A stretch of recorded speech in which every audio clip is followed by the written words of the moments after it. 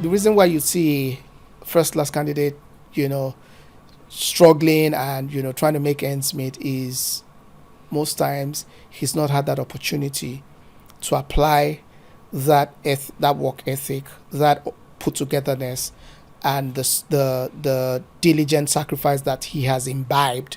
Everywhere you've seen a first class candidate get opportunity, whether as an entrepreneur or someone who's working in a formal space, or working in academia, all right, once he has that opportunity to put all of these things in, trust me guys, he would 8 out of 10 he will blow. All right. And I think that's the point that needs to be made. Opportunities.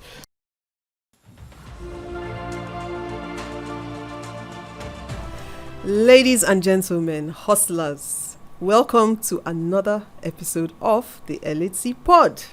Hi, Emmanuel. Hi, Lola. What's up? I'm good. What do you have for us today?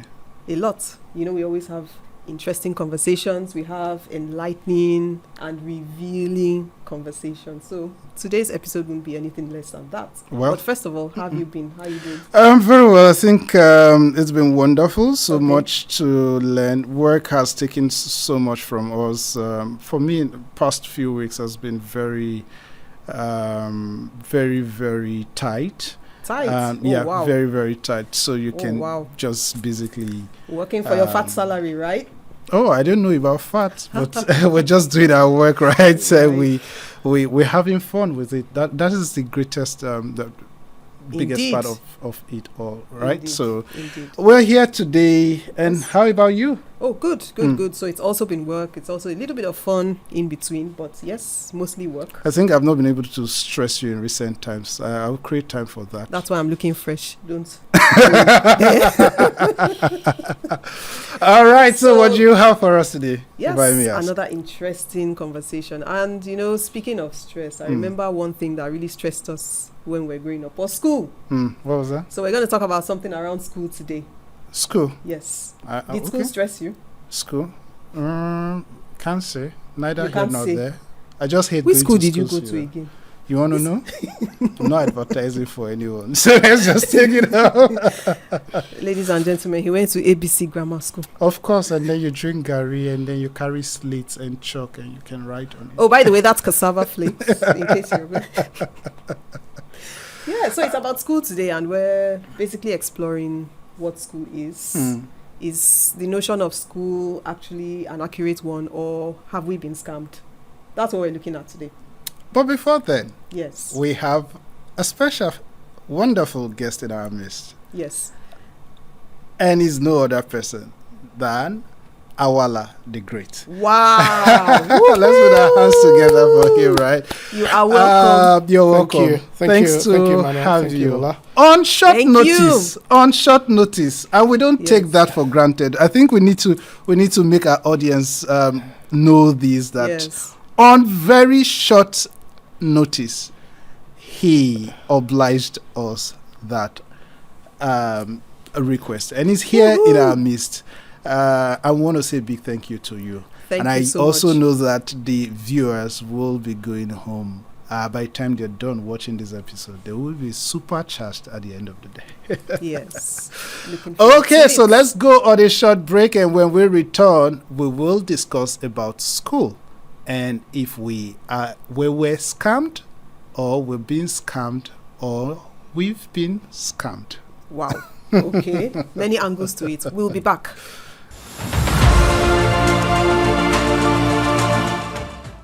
And we are back. So, Awala the Great, it's wonderful to have you. Thank you. It's a pleasure.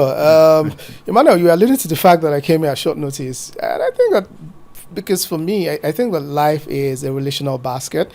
And because we are relatively beings of relationships, and if you place a premium on the relationships that you have in your life, I think that you should be able to acquiesce to these kinds of conversations, especially when they are with a view to informing, educating, and entertaining people. Right. And which is sort of something I've done all my life, So strong resonance, and many things for the culture. Thank you very much. You've heard from him. We appreciate you. So Lola, let's get back. So we're looking at school is scam. A school is scam. You know, it's a cliche, or would I say a statement that we basically hear often in our society now. Yeah. And it got me thinking, right? To say, is school really a scam? Scam. Yes. So, Lola, what do you have to say about that? So, to begin with, I wouldn't say school is scam, because school is the reason why we're here right now, having these conversations. Okay. We're literate, we understand what's going on in the world around us. So, it isn't scam, as far as I see it. Of course, that's a simplistic view to it. It's a bit more nuanced, because it's also a matter of privilege as well. A lot of us are privileged to be educated. So, again, if one is not in the position to appreciate the value that privilege provides, it might be tempting to say school is scam. Scam. Yes. Right. But since you're in the position and you also understand the value that you enjoy as a result of that privilege, then you wouldn't really say school is scam. But that's just one point of view. I'd like to know what Awala The Great thinks. Now you've thrown a curveball in my thinking process, because, and to be honest, I did not think of the privilege part of it. And I think just listening to you talk about privilege, I think that I must concede wholeheartedly, that you make a very strident point, about, and I love a lot of people take privilege for granted. Yes, indeed. If I wanted to be contrarian, I could then say, oh, school is a scam, but I think that maybe let's circle back to our frame of reference as to what school is. All right. And I think that if we're able to properly, definitively couch that frame of what a school is, I think that from there we can proceed into having this nuanced conversation that I think we should have. So to my mind, when we talk about school, I think that by and large, it's that formal process of instilling precepts, wisdom, helping you understand what is A, what is B, what is right, what is wrong. All right. Any process that helps you improve your know-how, or helps you get from A to B or from 0 to 1, I think that we can frame that as school. All right. Yes. And I think that if we then go from that and we then acknowledge that we have formal and informal sites of schooling. Right. All right. Okay. That then helps us to also further the conversation in also acknowledging that there are spaces that we're typically not used to. And if I come from the kind of work that I do in the financial services space right now, the informal sector, for example, caters to 80% of Nigeria's huge economic potentials that we see. Wow. Whooping 80%. I mean, might just be in Nigeria alone. All over the world, looking at Africa. All over the world, actually, because I think that Nigerian MSMEs make up 11.4% of the total value chain of nano, medium, small enterprise all over the world, And when you then think that this informal sector, the invisible underground economy, as they often refer to as, is actually powering the way productivity happens, in the economy, and you then think about the fact that they are not fully acknowledged the way they should be, or they do not have all of the supportive guardrails that they need to thrive, flourish, and probably 2x, 3x, or 4x their potentials. All right.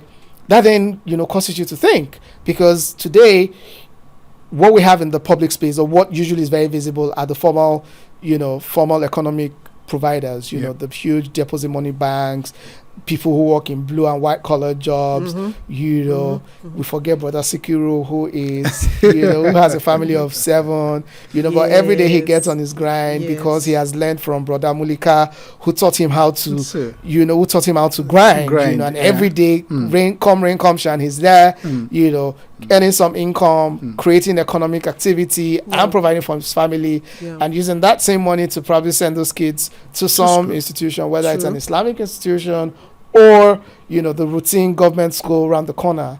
All right. So I think that this, bringing these frames in would help us properly appreciate, the I wouldn't say the whole education value chain, but just shows that beyond the formal walls of, ABC primary school, there's a lot more leeway that we should give ourselves. All right. And if I then get a consensus that we all agree that, that is school, then I think that without any fear of equivocation, we can say that school is not a scam. It's not a scam. Exactly. I think that you've been able to substantiate, create the foundation for this conversation to take place, right? And I kind of find it interesting, and tapping from both of you, your weight of knowledge, and looking at it, not just looking at it from the formal side. I think that when we're trying to curate this topic, we were basically looking at it from the formal side, but having this conversation now goes broader, and then we're seeing it from tempting to but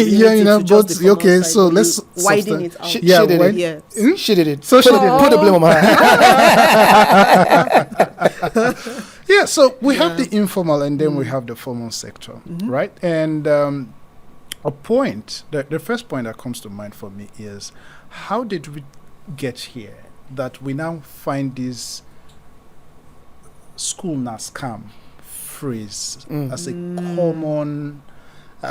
common phrase in our society, or a phrase that now dwells with the younger generation, and they are echoing this phrase day in, day out, and it's almost becoming the reality on ground. And by saying that, it's also dissuading others, because you now find people saying, okay, you know what, how did you get here, and what is influencing that narrative that we're currently having in the society? How did we get here? Wealth without work was how we got here. Absolutely. Wealth without work. All right, so we've created a society where the biggest names that young people see are guys who are throwing wads of cash at clubs, guys who are carrying the finest babes in, in swanky cars, and they be like, "Ooh, I want to be like that guy." Exactly. And to all intents and purposes, sorry to cut you, but are you saying that those who work don't also enjoy the same way? Because you can't just say, "Oh, everybody that those that really carry the word of cash and just want to enjoy." Short answer, no, they don't. Because across generations, we've seen people have careers for decades, and at the end of the day, there's not much to show for it. Meanwhile, someone makes that amount of money in less than a year. We'll come less back than to a year? that. Yeah. No, it's not in less than a year. In some dubious transaction. Exactly, it could be one transaction. On Exactly. whatever means they do these days, and Exactly. But I Come on. disagree anyway. But we'll come back to that. I just wanted to establish that. So that for me, you'll still continue with your train of thought, right? But I just wanted to establish that not everyone who throws word of cash out there is dubious. Fair enough. Fair point to make. But there's this part of me that says that, look, guy, when you work hard for that money, you spend them anyhow. No. I think that there will be some restraint. There will be. There will be some lever that says that, hey, dude. Because again, Baba, money that you worked your socks off for, bro. So sometimes there are times you just hey, bro. No, okay, let's come to this. So quick, Emmanuel, quick example. I went to a club in Abuja about 2 weeks ago. Okay. And I should be boiling like you. Let me rephrase. And you didn't invite us. My guest took me to a club in Abuja 2 weeks ago. And bro, I looked at the list. If you're gonna comfortably have a couple of drinks or two at the club, you would spend nothing less than, and I'm being very conservative, $500,000. Whoa. $500,000. Whoa. Bro. Wow. Let's look at let's look at how much people earn today. All right. Yeah. What's our minimum wage? The newly capped minimum wage is 70K per month, I think. Yes. That's all right. That's less than 50. 70K per month, guys. Yes. all right, $70K per month. That's and they haven't started paying it for full disclosure. They've not started paying. He's proposed. Lagos State is saying, okay, maybe we'll pay 80 or 85 or 100, I think. All right. So when you look at that, and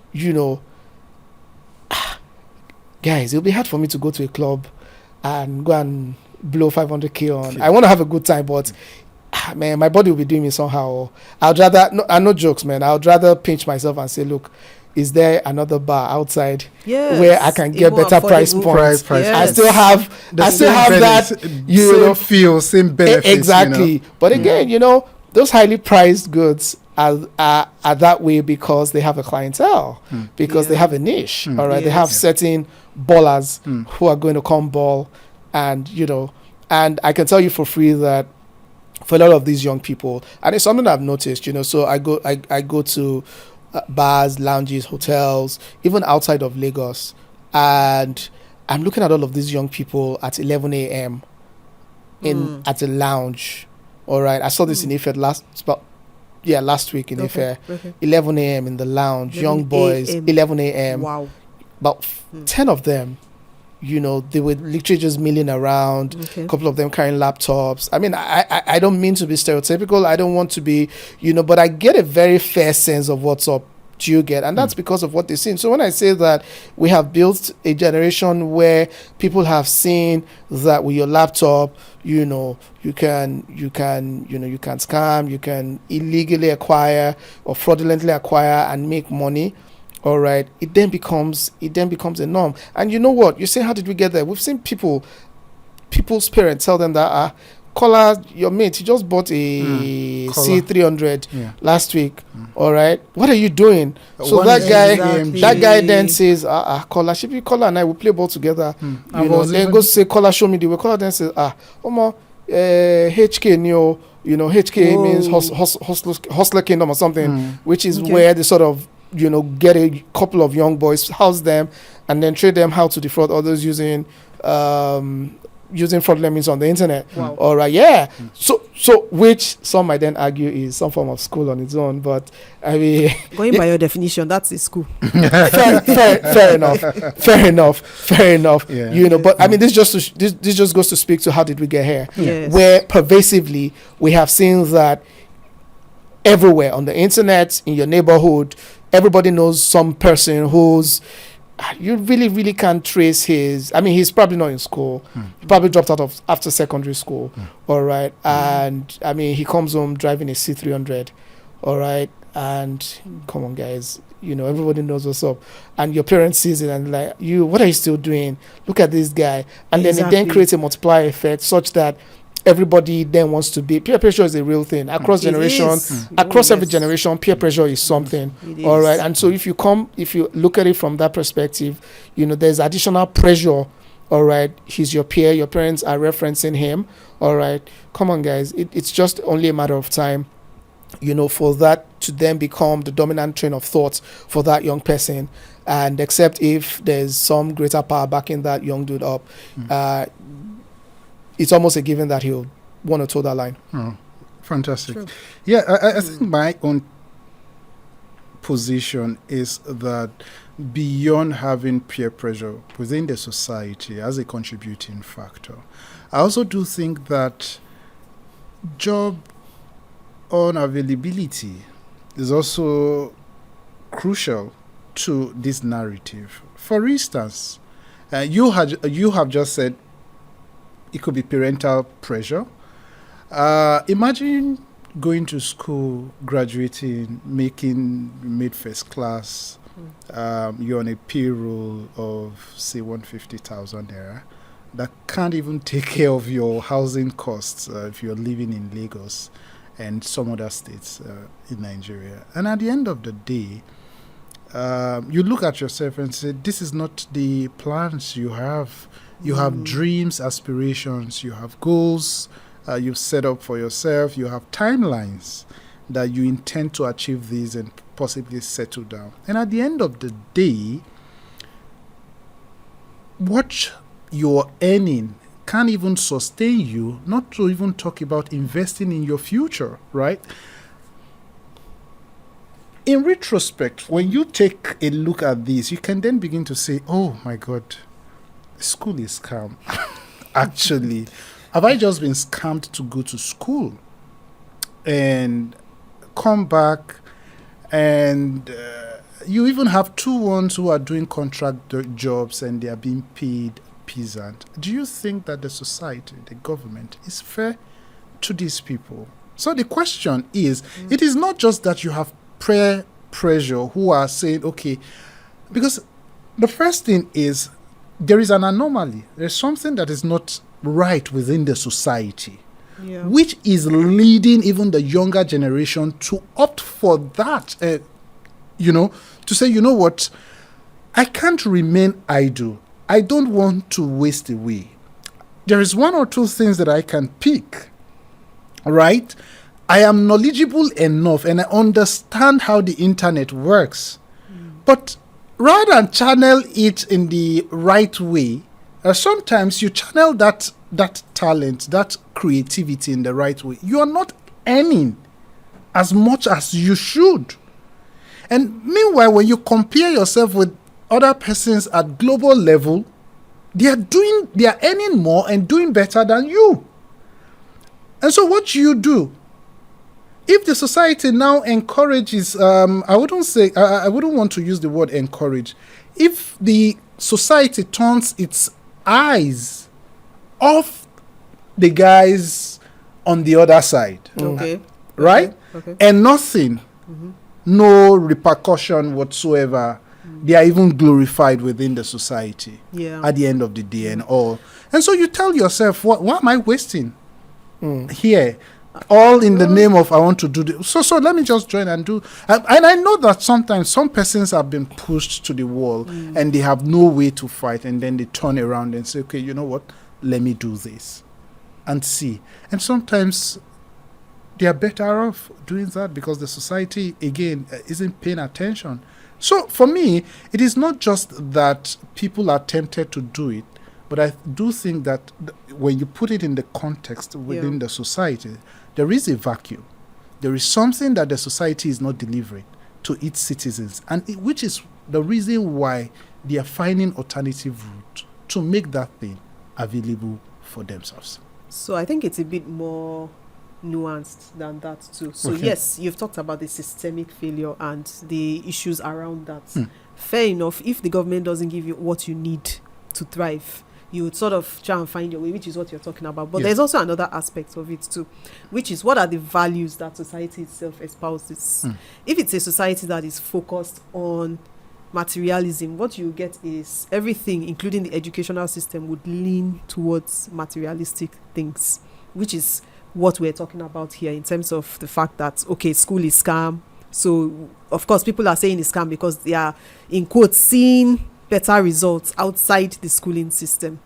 But that's just one aspect of it. Another aspect too is the case where you have people who are ambitious, who want to achieve certain things but are not able to do so, again, because of the systemic issues around it, which is why many people say, oh, it's better to pursue education in different locations and all that if you're trying to achieve something. So I can give a practical example here. If you're trying to, for example, become an aeronautics engineer, obviously you know that you're not going to get that kind of, because even the thinking required to pursue that kind of career is not available within this educational system. So that kind of person wouldn't say school is scam. That kind of person would just say, oh, this place is not giving me what I need to achieve my goal. So that's why I'm tying it to the values that society holds dear to. Because if society is not educationally oriented, if society tells you that it's better for you to be rich than to be knowledgeable, for example, that's why you see a professor is just, in old age, the person is just struggling. Meanwhile, somebody who is half his age is already a multi-gazillionaire, flaunting all the things. And then young people look at this and say, okay, why am I stressing myself and my brain pursuing a career for donkey years and then ending up with a 300k salary in my 60s when I can make that in a day doing ABC? So it's something that we need to look at from that perspective. Obviously, that kind of person will say school is scam. Why do I need to go to school? Then, mistakenly, they now go and quote the stories of people outside the country. We all know the stories, the Bill Gates, the Steve Jobs. Oh, they dropped out of school, forgetting that over there, society is wired more towards knowledge. Nobody cares if you have so much money. What they care about is, what are you using your knowledge to achieve? The people who are celebrated over there are not necessarily the ones who are wealthy, but the ones who have actually made meaningful contributions to society. So these are the nuances that we also need to look at. By nature, African societies compared to other continents are not materially developed. So the emphasis always tends to be on, oh, we need to get rich, and this and that. But people need to start asking the deeper questions. What is school going to help me achieve? What will being rich mean for the collective as against, the individual? So that's another way to look at it. I love the way your mind works. Because you literally took a shit out of the playbook that I had. Yeah. And you've touched on 2 points that I think that must not be lost on us in this conversation. One, the values that society espouses, and the premium we place on education. Yeah. What are our national values as a country? Yeah. What are the values that we hold so dear as Nigerians? Top of head is that sense of the flamboyant. All right. I'm sorry, but that's what strikes me. All right. Because there's no consequent management. Someone steals 90 billion from government coffers. All right. And what happens next? Oh, there's some song and a dance. If you're lucky, you get prosecuted. If you're lucky, you get a slap on the wrist, a 2-month jail term or something. Yeah, sometimes they even just tell you, oh, don't focus on your predecessor. Just let him go do your job. Correct. It's kind of correct. Crazy. All right. So yeah, what are our national values? All right. Exactly. I'm not sure that we have very, very strong values that we can really. Yes, I know that people say that the Nigerian spirit is indomitable. We are hustlers. We can bring wood out of the rock. We're very ingenious, we're very loud everywhere we go. That you can't miss a Nigerian in a crowd when they might look like nice to have, but intrinsically, what are the values that we hold? What are the values that we celebrate? Yes. What are the values that we reward? You take a national honors list, for example, and you're looking at those on the honors list, and you're asking yourself, okay, a musician, a politician, what about the real guys that are knowledge workers, that are contributing to the production of knowledge? Yes. All right. Because at the end of the day, school is supposed to be that pipeline that helps us, to either be knowledge workers, or producers of some intellectual property that helps to move society from point A to point B. All right. Which then takes me to that question of what kind of premium they will place on education in the country. All right. Yes. I think that, I'm sorry, education has gone to shit in Nigeria. Yeah. All right. Across board. I'm sorry. So I have a very funny story because I come from a middle class family. Yeah? Okay. Both of my parents were civil servants. But funny, I went to a private primary school. Interesting. All right? Yeah. But I went to a public secondary school. Oh, wow. Under the Lagos State government in the 90s. Wow. All right. I would then go to a federal government university. All right. And then I had my master's about 14 years ago in a private university, and I think that I've been sort of privileged to have seen people across various strata. Yeah. All right. Various, spectrum of life across those various touch points, and I think that we haven't done justice to education in Nigeria. And you harped on it. The fact that today a lecturer who's teaching, in a federal university as maybe as a lecturer one, probably be going home with 250K at the end of the month. While, someone who's just coming as an intern in a fintech is probably doing that same price or maybe double. Exactly. All right. How do we reconcile that? All right. It struck me this morning. Okay. The NASU is on strike. National the non-teaching staff. Yes. SANU, senior staff. They're on strike. Yes. Across the universities as we speak. All right. Meaning that those functions will be crippled right now. Yeah. I under a couple of so meaning that it's only the academic staff will be going to school.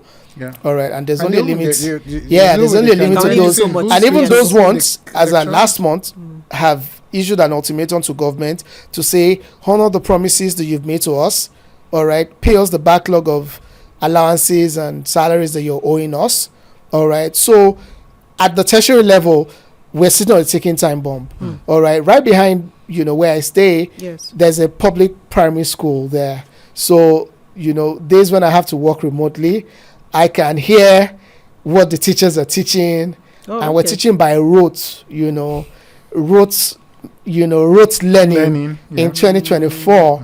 All right, it's heart-wrenching, guys. It's heart-wrenching, and this just goes to show you that we don't place value on education. And this is Lagos, the cosmopolitan Lagos. What will be happening in Irua? What will be happening in Kafanchan? What will happen in Potsuskum? All right. I shudder to think. I shudder to think, knowing that at best, maybe, the oasis of sanity in those spaces, in the educational space, will be core members who have been deployed to those spaces. And even the core members, guys, today are products of a broken education system. So what realistically can they deliver? Do we see how how this quagmire is very, very volcanic? I totally agree. And we can go on and on and on and on, just highlighting all of these things. But let's bring it home. Okay. Do you think that the pressure from parents on their kids is the reason why they're tending towards internet fraudulent activities? Your home is the first school. Absolutely. Which is why I took pains to, properly contextualize what school is. I think the home is the first school. Yes. All right. Your home is the first school.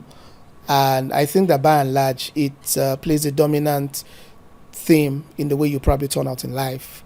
All right. So if your parents value, antisocial activities, there's a very strong tendency that because you learn to do by doing, and what you see, you most likely do. All right. But some of our parents are not fraudsters.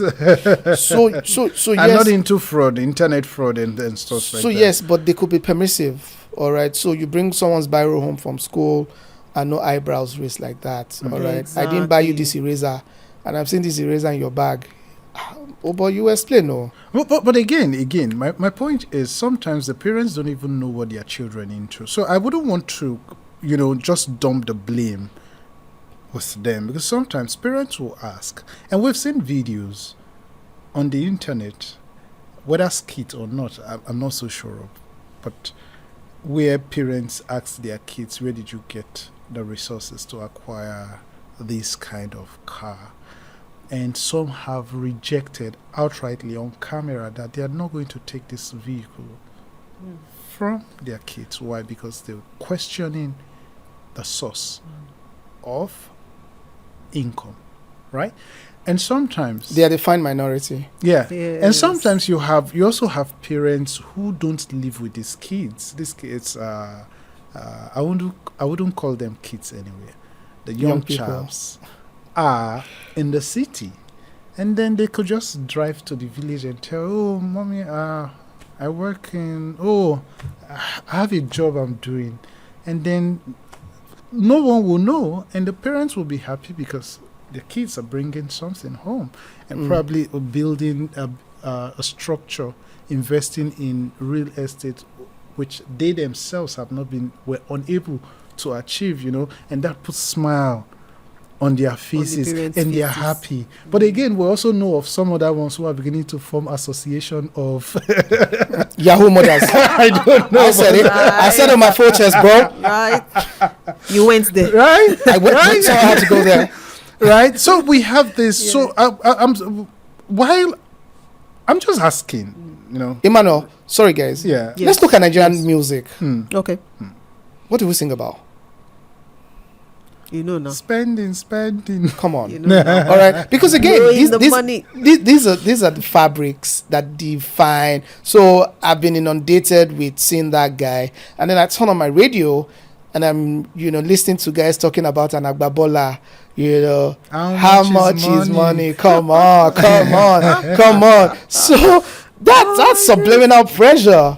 All right, that's subliminal pressure, guys. So while I agree with you to a very large extent that we have instances where the parents are genuinely unaware, all right, or they are removed from that immediate space where their kids playing, all right. You have those instances, all right, and I think that again, somehow intuitively, if that gift that your child is bringing is not legit, you will know as a parent. Intuitively, you will know. Okay. You will know. Because you know your child. No one knows your child better than you do. But yeah. But I don't know about that. No, you will. Yeah. Okay, so I speak from experience. I have to agree with you. I don't know about that. If I can be that intuitive. But again, but then because and I see where you're coming from, where intuition can be spot on, or can be a bit skewed based on some variables. So yes, I might agree. Yeah. But I think that even if the point that I was going to make with that is that, so yeah, where parents are removed from that immediate space and genuinely do not have a clue as to the lifestyle, as to what their children do. No thing about tech. Sometimes you can just say, "Oh, I'm working remotely. I work in tech." Yeah, I work with organization. That's an indictment on tech. What do you mean? You understand? So what do you mean? These are my points, right? But let's go on a short break, and we will be back. So if you've watched to this point, we've been discussing is school a scam? And in the course of the conversation, we've been able to substantiate this topic. We've looked at it from the culture, the cultural values. We've looked at it from the value system. We've also looked at it from the expectations from the government and so much, right, that we've talked about. And one question, I think one of the points that I raised initially is that you graduated with first class and you basically don't have people expect you to be earning or doing great, and you fall short of that. And the question I would throw to Lola and Awala on set is, does first class equate wealth? Why is it that people expect that once you make first class, you should be doing well? You should be in the highest of positions. Yeah. Lola? I was about to. Because I love the way our mind works. Let her take the first stab at it. Okay, so let's look at it this way. I think we first need to define what wealth is. Is it the end point of getting a first class? So is the first class really about the prestige, or is it about the money that it gives you access to? And again, this still ties back to what we're saying about value systems, because if it's a knowledge-based society, just having the first class tells everybody that, look, this person is very knowledgeable, this person is intelligent, this person has solutions to problems, right? But when you're looking at it from a materialistic perspective, it's the expectation is now that, because you have a first class, therefore you have to have loads of money. What is the intrinsic value of having loads of money? Not necessarily money. Okay, so what is wealth in this sense? Wealth in what? Wealth in relationships, wealth in... You get... So most times when we say wealth, loosely translated, it means material comfort. It means the kind of lifestyle that is aspirational to most people.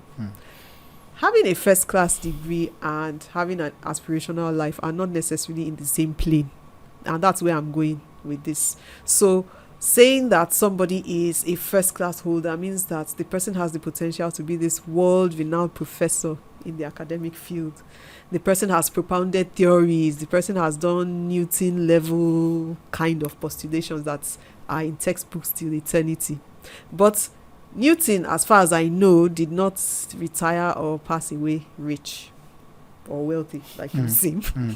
But we all know Newton today. So it's about that academic prestige that is tied behind it. Again, that is a knowledge-based society.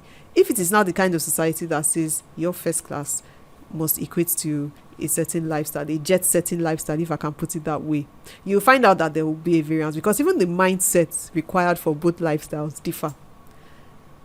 That's what I would say on all right. that. Thank you, Lola.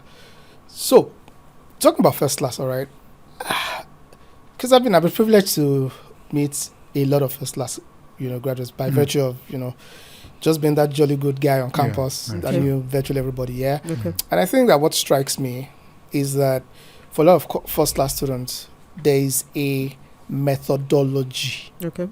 All right, there's a method to their madness. That's one, but there's also the discipline to their work. I mean, these guys have a work ethic that you would marvel at. All right, you would really, really be in awe, and you can't shake it for anything. All right, I've had course when to invite a few of these guys. So, okay, come, let's go and do this. Let's go and do this. I know at 7 p.m. you can only find me in one place, and that's the library. I'm at the library 7 p.m. to 9 p.m. every day. Nothing's going to shake that. All right. Yeah. All right. So there's that sense of a method. There's that sense of discipline, and I think that there's some level of just being put together. Okay, being able to articulate your thoughts in a cohesive and concise manner that draws the recognition from the person who is reading your script. All right. So these three things put together are sort of the definitive markers that produce what you say as a first class graduate. All right. The other end of the spectrum that we're speaking to, which is material comfort or wealth, or requires at least two things. Okay. One, opportunities. All right. I think the second thing it then requires is work. All right. Work. So if you can work and you don't have the opportunity, it ain't gonna work, bro. All right.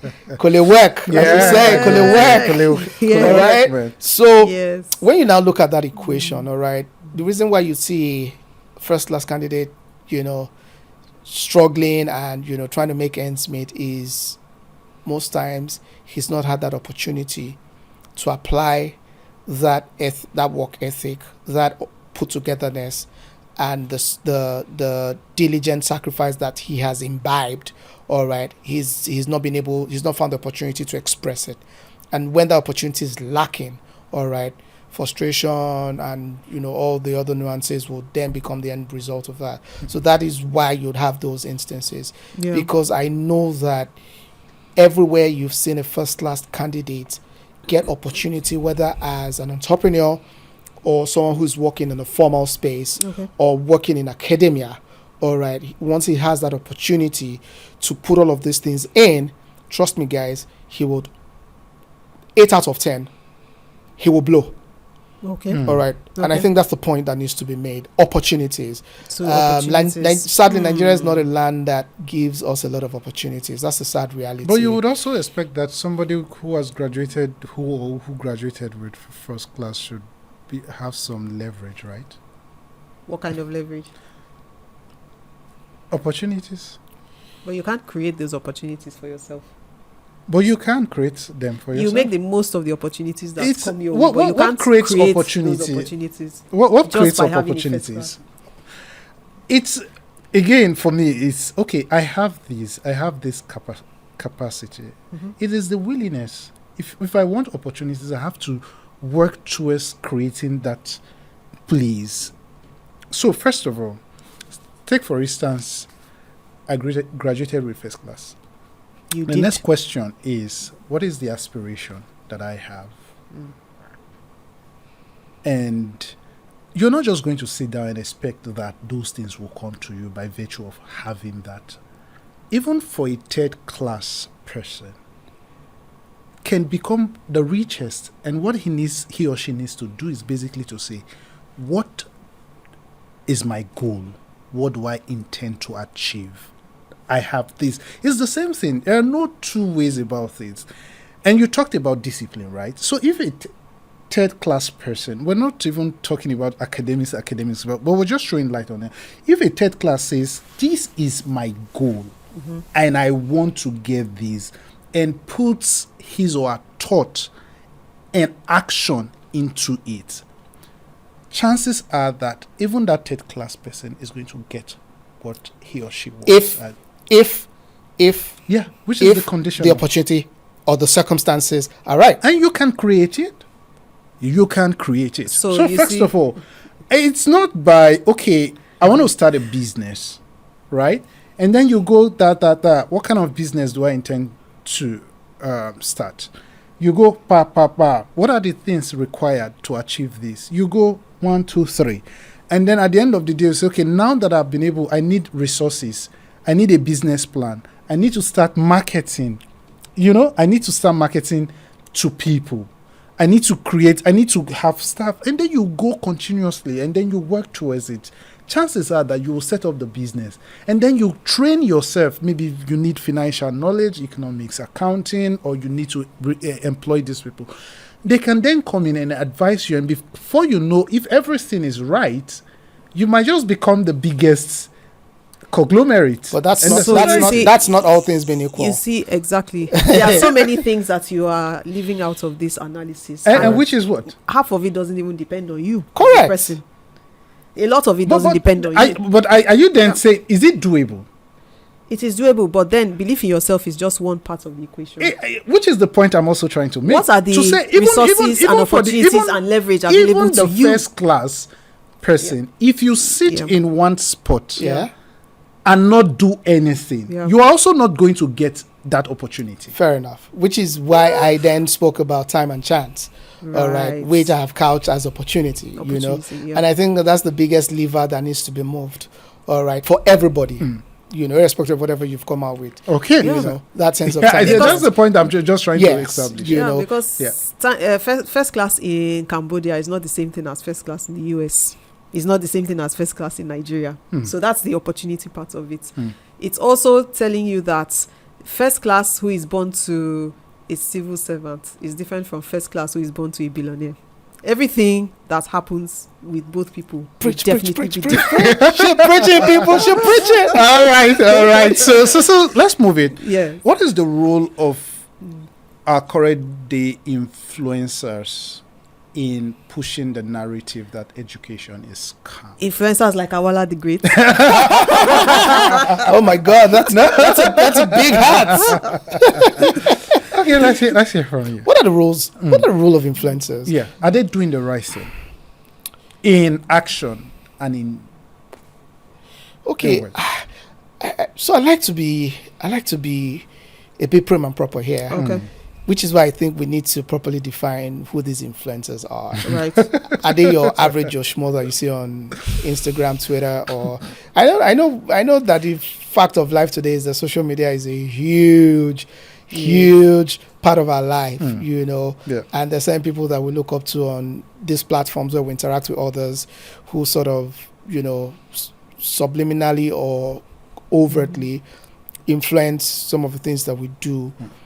Because they're products of the society, there's a little to what they can do, which is why if I have an authorial position to put, I'll say that we need some sort of value reorientation and moral rearmament. I mean, I'll be honest, the last time I used that phrase moral rearmament was maybe 2000 or 2001 when I was trying to do, no jokes, when I was trying to do some campaign, I think that just thinking through, because I thought about it before coming here, and I think that, we need a strong level of moral rearmament, because that's the only way out of this morass. All right. That sense of right and wrong. And who is going to drive that? Who's going to drive that? The cell unit? Pardon? The family? Which is why is he going on cellular? Well, the family is the cellular units of life, so I think that the family will play, especially. So again, I can speak to us as whether parents to be or people who are already parenting, because again, for those of us who are in this age and time, I won't say we're lost cause, but we're off the ground. We can only hope and pray that, the generation that is coming, that's alpha and beta, all right? Yeah. Because as for millennials and Gen Zs, it go hard.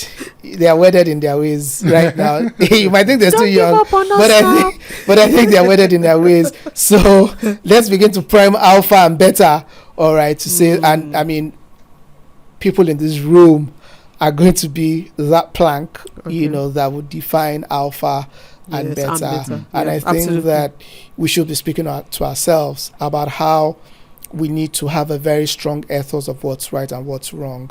All right. As a parent of 2 young children, I strive every time to let them know that this is good, this is bad, this is right, this is wrong. You can't take someone's ruler and bring it home. You're returning it to school the next day and giving it back to your teacher or giving it back to the owner. It would not stay a day longer in my house. All right. And they know that you can't come home with anything that's not yours, because if I do a spot check and I see what's not your, what I did not, give you, you would answer for it. All right. So, and to my mind, that helps them get a sense of this is not my own. It shouldn't be found in my possession. All right. In trying to deepen moral rearmament, you're building a strong bulwark to help people think that, this is right, because everywhere in every society there's right behavior and there's bad behavior. Yes, absolutely. All right, there's no two way about it. There's right behavior, there's bad behavior. And consistently we must strive to reinforce good behavior. All right, and that's what influencers must do. Influencers must be seen as driving right behavior. So don't find it. It might be hard. People say it's easier said than done, and I agree. Because if some big boy, if I praise him on my TikTok, I know that he's probably going to DM me and say, send your account number, and probably gives me 1 million naira because, I've used my star power to prop him or hype him, But I think that we are not better served with that kind of behavior. Absolutely. We are not better served. And that's why we found ourselves here, where singers, musicians, entertainers, the people who we see constantly within our immediate orbit are either praising fraudsters or encouraging people to go into antisocial behavior and all of that. All right. The moment we begin to have influencers reinforce good behavior, drive consequence management, especially for bad behavior, I think that we'll be moving the needle in the direction of reinforcing what's right and what's wrong in a way that people begin to value school, begin to value knowledge production, begin to know that if I go to school, wherever that school is, and I'm able to take the output from what I have learned, and I'm able to use that to do well for myself or to do something for myself, my immediate family, and ensure that society is preserved or society's fabric is not torn apart or is not decimated, or we are not taking scissors and slowly slicing the things that hold us together. All right. If I do that, I would live well. And to your point, that's legacy. Yes, absolutely. Right. Absolutely. Wonderful. Fantastic one. I think we should be wrapping up. What would be your advice to Nigerian youth out there, especially those who have found themselves in that abyss? How can they pull themselves from there and become more useful to themselves and to the society, and also becoming ambassador for good culture, good behavior? Yo, for those of you finding yourselves in the cesspit of all right. Okay. I'll turn it down. All right. So I believe in the redemptive value of of the human person. I believe that there's no one who is totally redeemable. All right. I believe that strongly. And because I think that there's a redeeming element in every individual, no matter how far long gone you are. All right. To that end, I will say that, and it will be hard. It will be extremely very hard. It will be extremely very torturous. And this will be accentuated by the fact that the mitigating and extenuating circumstances around you do not support what you're about to do. But trust me, if you think that there's an end game or an end life, or the fact that the navigational point of your life, all right, should be headed in a positive direction, I think it's important to remember that crime never pays. All right, crime never pays. Please, let's say it with our full chests and everything within our fiber. That crime never pays. It never pays. You might be balling today, you might be lounging tomorrow, you might be flexing next week, but trust me, crime never pays, because you are paying a price one way or another.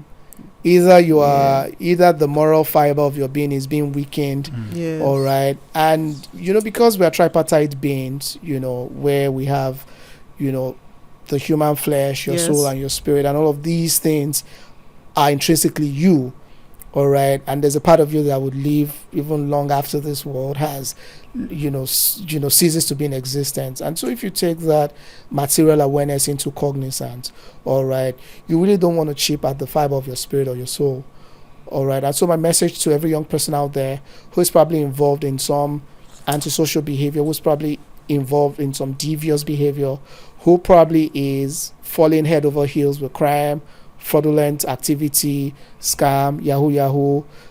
There's this one that I hear is become the norm now, sextortion. Yes, sextortion, all right, or card fraud, all right. My plea to you is that all hope is not lost. You're not irredeemable, all right. See yourself as being a tool that can be sharpened, that can be put to better use, all right, and walk back every trait of negativity that currently reeks within your being right now, because I know you can do it. It's not going to be a stroll in the park, but best believe that you can do it. And I think that when you walk with that premise that I can do it, trust me, you will do it. That's the message. Believe that you can do it and you will do it. All right. You can do it and you will do it. It is on this note that we end this episode. I hope you've really, really enjoyed yourself. Yeah. From all of us in the studio, we want to say a big thank you. I remain Emmanuel Aremo, and I remain Lola. Lola. Thank you very much, Awala The Great. Thank you. As we always refer to him. I hope you have learned one or two from this episode. You know what to do. Share, comment, and subscribe to the page. Like the video, like the video. Like, comment, and share. Share the good news. This is good news that Awala has preached today on the LEC pod. Yes. Till we come your way next week, we'll say stay fruitful, stay wonderful, stay blessed. See you next week.